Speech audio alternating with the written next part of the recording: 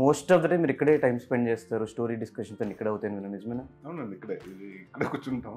This my office అండి. So సడన్గా మళ్ళీ కామెడీ ఫిల్మ్కి వచ్చారేంటి అని క్వశ్చన్స్ కూడా వస్తున్నాయి కదా. లేవండి, ఐ థింక్ అంటే టీజర్లో పాన్ ఇండియా ప్రాబ్లం ఇది అని చెప్పారు.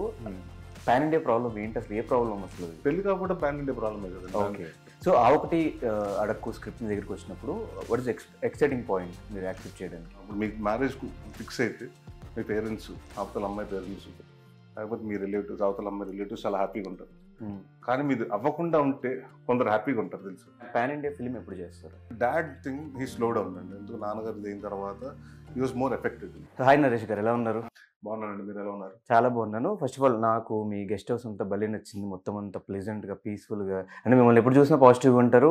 అలాగే మీ గెస్ట్ హౌస్ అంతా ఇంత ఎండ్లో కూడా బయట అంతా చెట్లు అదంతా మోస్ట్ ఆఫ్ ద టైం మీరు ఇక్కడే టైం స్పెండ్ చేస్తారు, స్టోరీ డిస్కషన్స్ అన్ని ఇక్కడే అవుతాయి విన్నా, నిజమేనా? అవునండి, ఇక్కడే కూర్చుంటాం.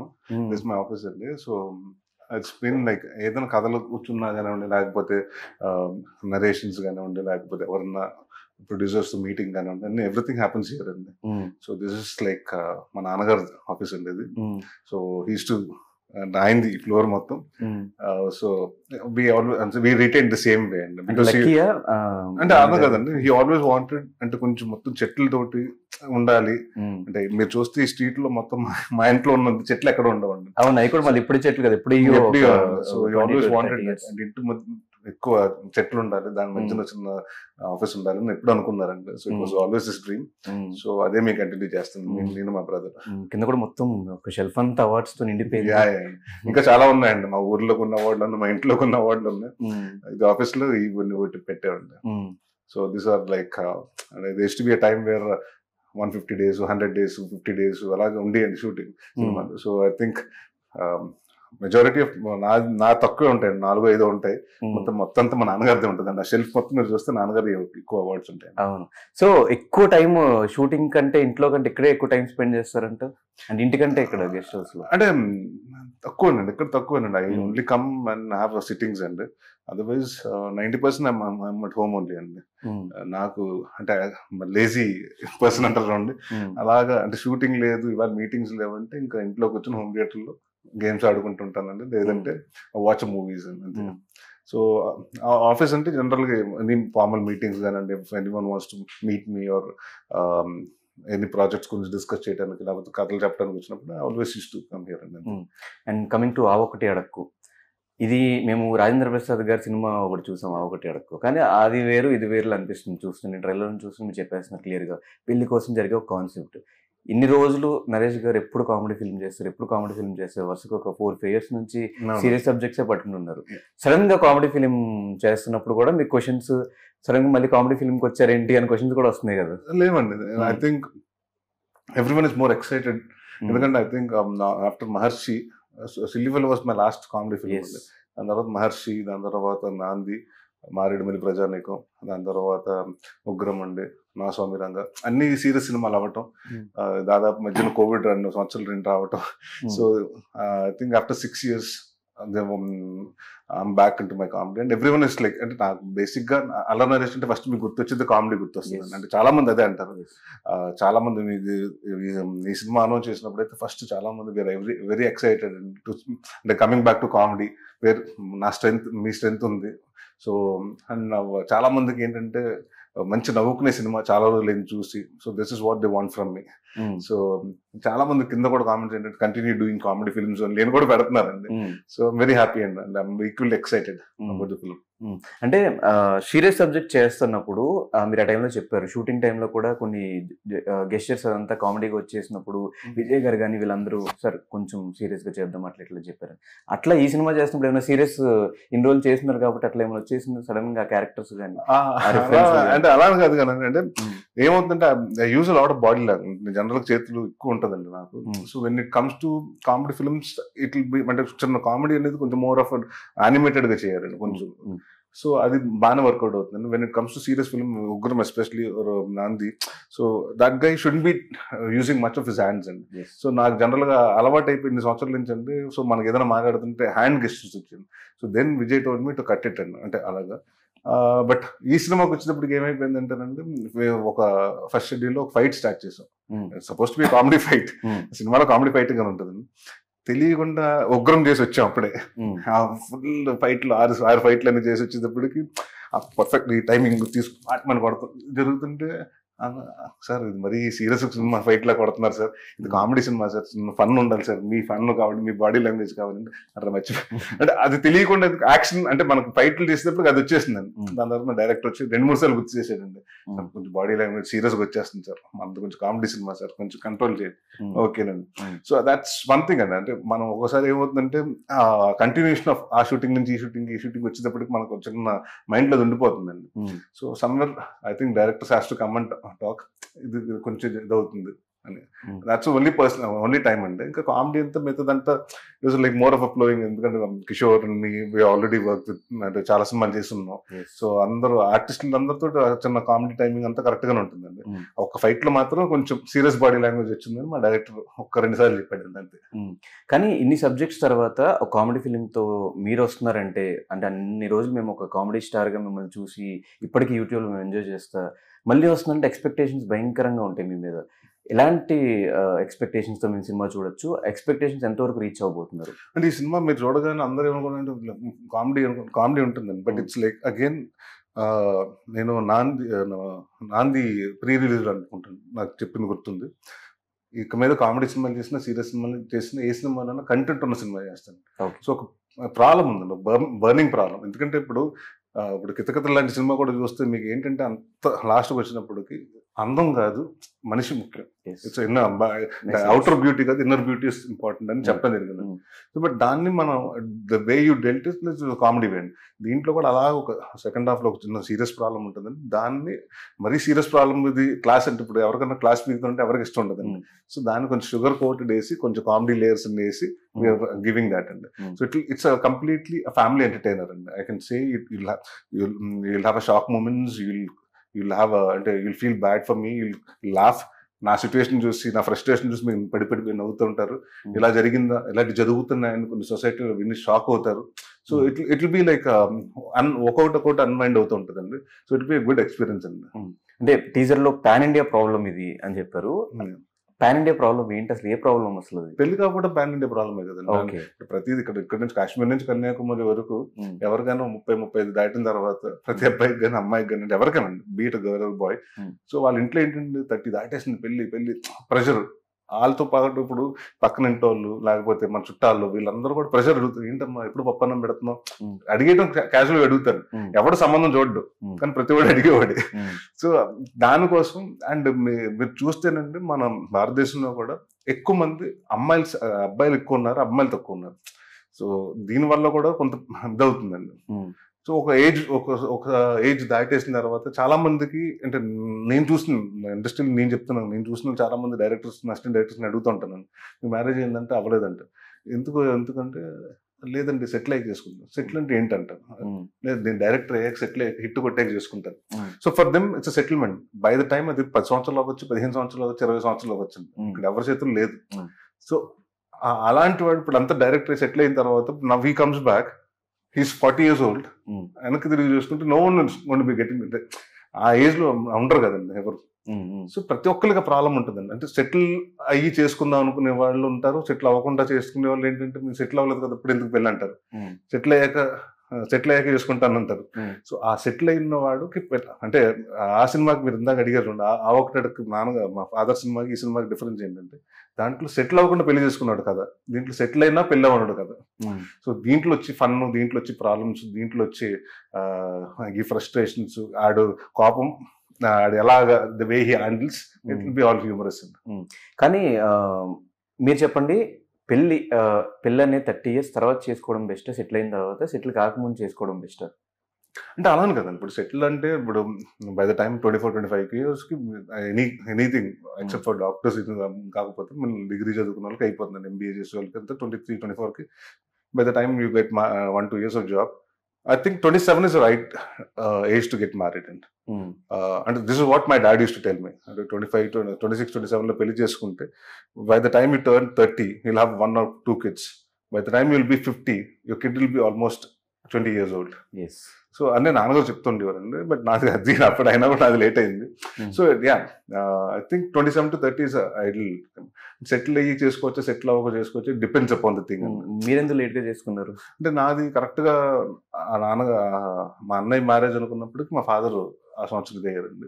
దాని తర్వాత so 1 year we have to wait for my brothers to get. దాని తర్వాత మళ్ళీ 1 year తర్వాత మళ్ళీ దొరకాలి కదండి, సంబంధాలు దొరకకుండా 2012లో రాజేష్కి అయిందండి. 2015 టుక్ మీ 3 years. బట్ నేను ఇండస్ట్రీలో వచ్చిన తర్వాత చూస్తున్నప్పుడు ఇండస్ట్రీలో ఎవరున్నా వాళ్ళందరూ 30 తర్వాతే చేసుకున్నారు. ఆ క్యాలిక్యులేషన్స్ అని నాకు అర్థం కాలేదు.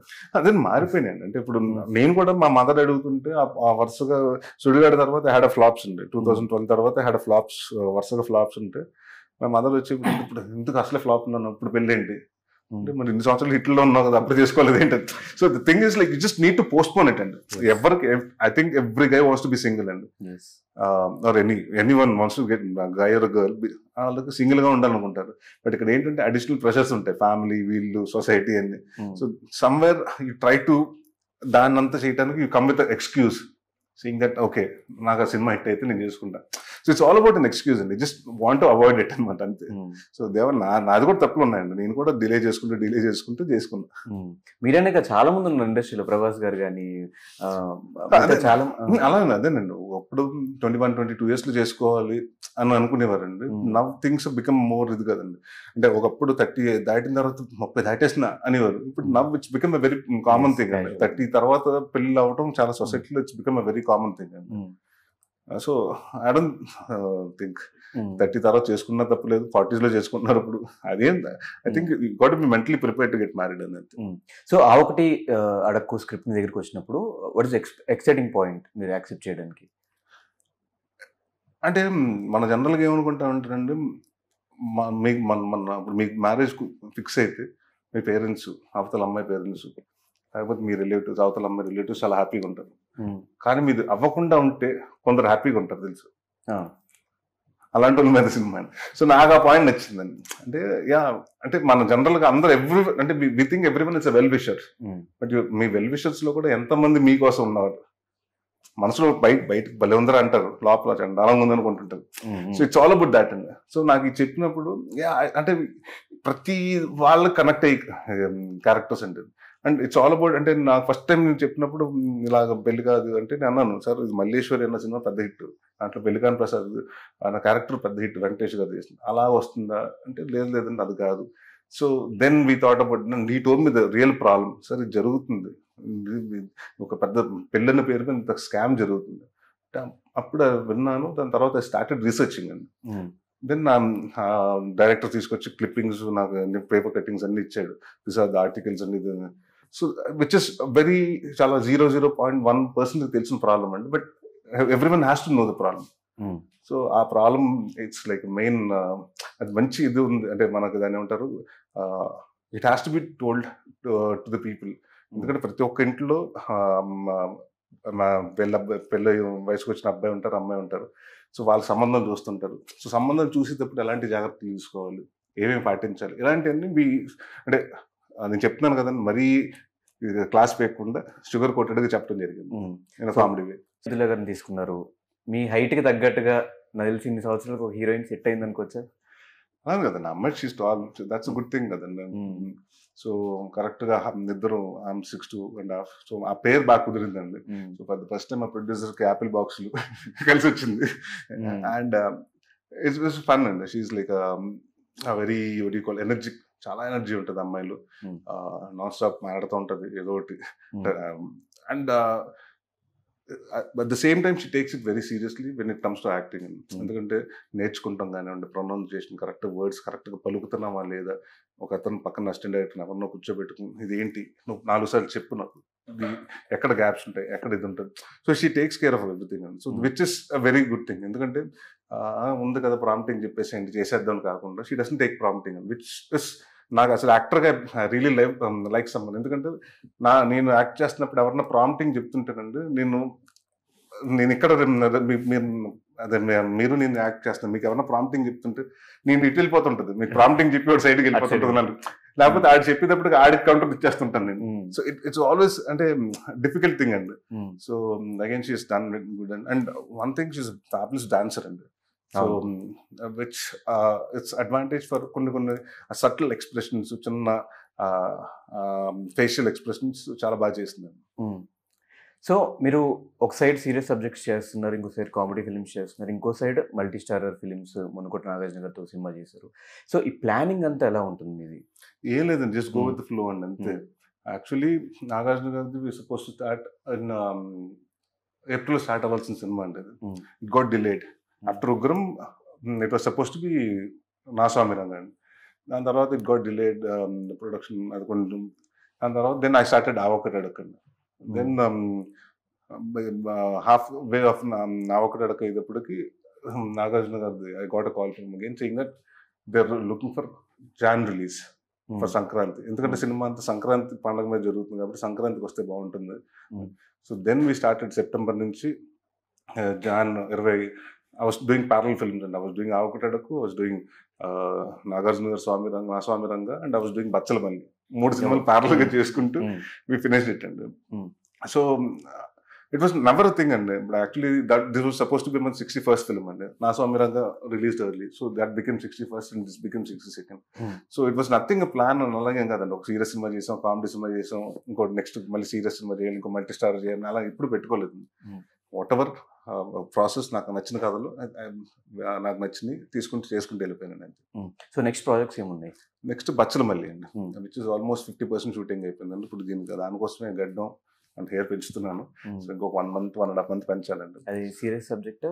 సీరియస్ అండి, ఇట్స్ సీరియస్ ఫిల్మ్ అండి. అదే మళ్ళీ నేను అదే చెప్తున్నాను కదా, ఇప్పుడు కామెడీ చేశాడు, కామెడీ తర్వాత సీరియస్ అంటే అది ప్లానింగ్ అవ్వలేదండి. It just went with the flow అంతే, అలా కుదిరిందండి అంతే.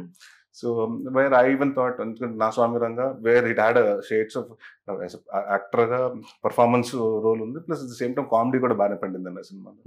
So which is my strength. Na Swami Ranga and this again Avakatadaku is like completely my kind of a comedy and so then again serious film, dan tarvata malli again a comedy film chestunna. Adi kudirindi ante gaani plan cheyaledu. So pan India problem మీద cinema చేశారు, next pan India film ఎప్పుడు చేస్తారు? నేను ఒకటి చెప్తున్నానండి, మనం cinema చేస్తే Telugu cinema ఇప్పుడు కాంతారా అన్న సినిమా ఉందండి, వాళ్ళు కన్నడ సినిమా అనుకుని చేశారు, అది పాన్ ఇండియా అయింది.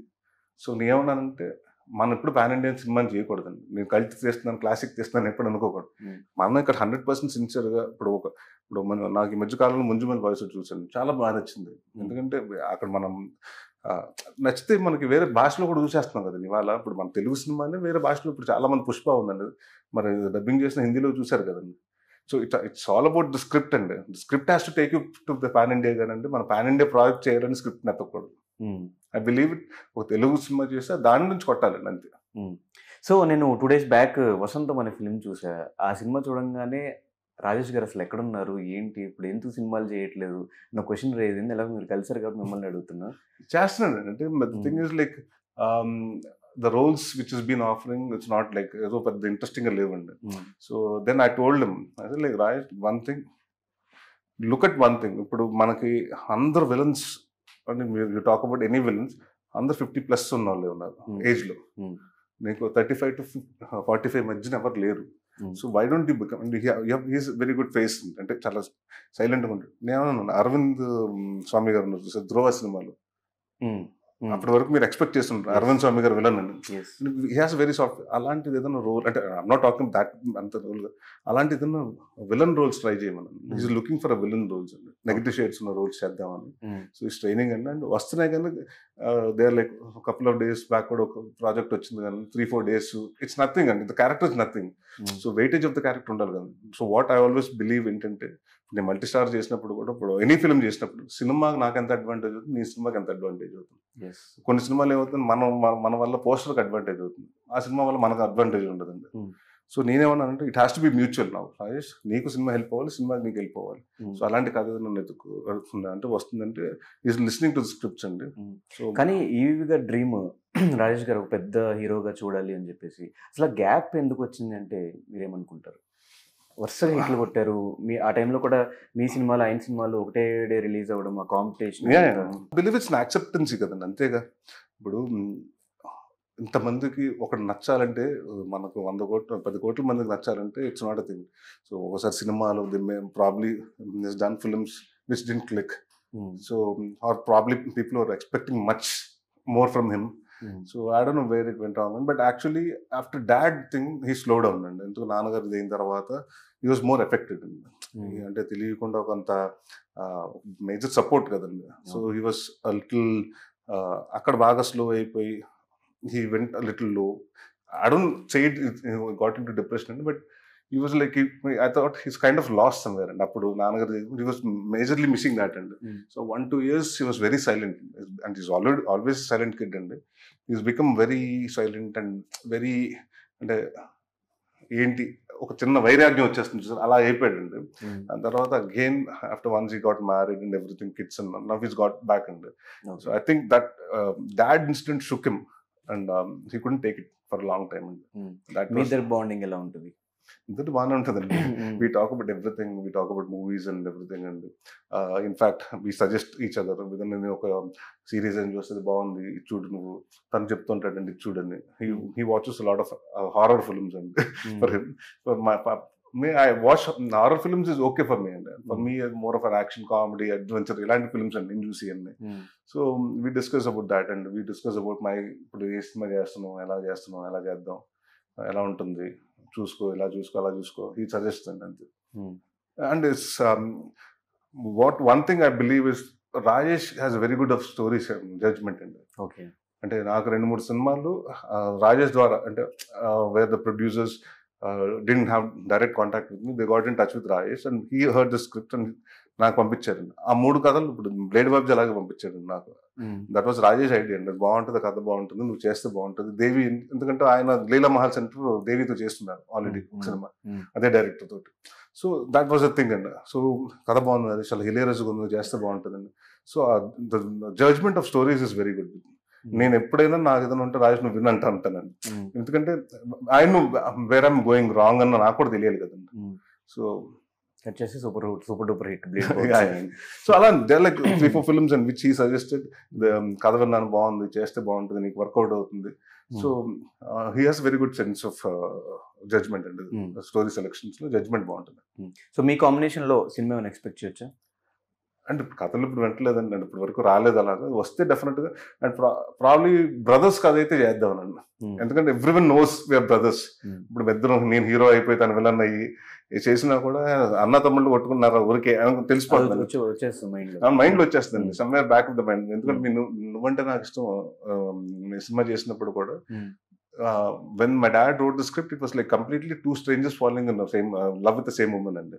బట్ అక్కడ ఏమైపోయిందంటే ఆ స్ట్రేంజర్స్ ఇద్దరు చేశారు, నేను రాజేష్ చేసినప్పుడు ఆడియన్స్ కి ఏంటి బ్రదర్సే కదా వీళ్ళిద్దరు, ఒక అమ్మాయిని ప్రేమిష్టం ఏంటి. So it was more of that అయిపోయిందండి. సో ఎనీథింగ్ ఒక మంచి బ్రదర్ సెంటిమెంట్ ఏదైనా కథ ఉంది, ఇద్దరు brothers has to do it అంటే డెఫినెట్ డూ ఇట్. సో మేము కూడా వెయిట్ చేస్తున్నాం ఫిలిం గురించి. ఆ డైరెక్టర్ ఎవరు, ఆ సినిమా సబ్జెక్ట్ ఎలా ఉండబోతుంది? నేను వినలేదండి ఇప్పుడు వరకు, నేను అసలు అలాంటి ఏం ఐడియా లేవండి. వస్తే ఒకవేళ మీరు ఎవరన్నా మంచి బ్రదర్స్, ఒకప్పుడు వచ్చాయి కదండి బ్రదర్స్ తోటి కథలు వచ్చాయి కదా, అలాంటిది మంచి కథ వస్తే ఇప్పుడున్న కాంటెంపరీ టైంకి డెఫినెట్లీ డూ ఇట్. అండ్ ఈ మధ్య కాలంలో ఓటీటీ సిరీస్ కూడా మంచి హిట్ అవుతున్నాయి. రానా నాయుడు గారు రీసెంట్ హిట్ వెంకటేష్ గారు చేశారు. అలాంటి సబ్జెక్ట్స్ ఏమైనా వస్తే మీరు రెడీగా ఉన్నారా చేయడానికి? Always game. ఎలాంటి క్యారెక్టర్ అయినా? And I want to do dark characters అండి. ఓకే, ఎందుకంటే ఐ వాంట్ టు డూ, నాకు ఆ జోకర్లో వాకిన్ ఫీనిక్స్ లాగా. So I want kind of do that అండి. అంటే where my laughter has to, నవ్వుతే ఆడియన్స్ కి అమ్మ నేను వీడు ఇప్పుడు ఏదో చేయబోతున్నారా అన్నది రావాలి. అలాంటిది, ఎందుకంటే films have been doing the same thing. Atleast when it comes to OTT space I have to try something different అండి. దట్స్ వాట్ ఐ ఫీల్ అండి. డార్క్ షేడ్ ఉన్న క్యారెక్టర్, డార్క్ షేడ్ అండి, సంథింగ్ అలాంటిది. గ్రేట్ షేడ్ ఉన్న character I would definitely love to do it. So definite గా ఈ film ఆ ఒకటి అడగ కూడా మంచి సక్సెస్ అవ్వాలి, మీ కెరీర్ కి one of the mile stone గా ఉండాలని మనస్ఫూర్తిగా కోరుకుంటూ, మా ఆడియన్స్ కి ఈ ఫిలిం గురించి ఏం చెప్తారు ఫైనల్ గా? ఆ ఒకటి అడగకు రండి, 3వ తారీఖు మే 3వ తారీఖు సమ్మర్ 3వ తారీఖు రిలీజ్ అవుతుంది. హ్యాపీగా ప్రశాంతంగా ఈ ఎండల్లో మంచిగా ఏసీ థియేటర్కి వచ్చి కూర్చోండి, ఒక నిమ్మ సోడా తాగి చూడండి, సినిమా పని అయిపోతుంది. 2 గంటలు నాన్ స్టాప్ నవ్వుకుంటుంటారు. And you'll really enjoy the film. Hmm. Thank you. అండ్ ఈ డేట్లు కూడా చేంజ్ అవుతూ వచ్చినాయి సార్.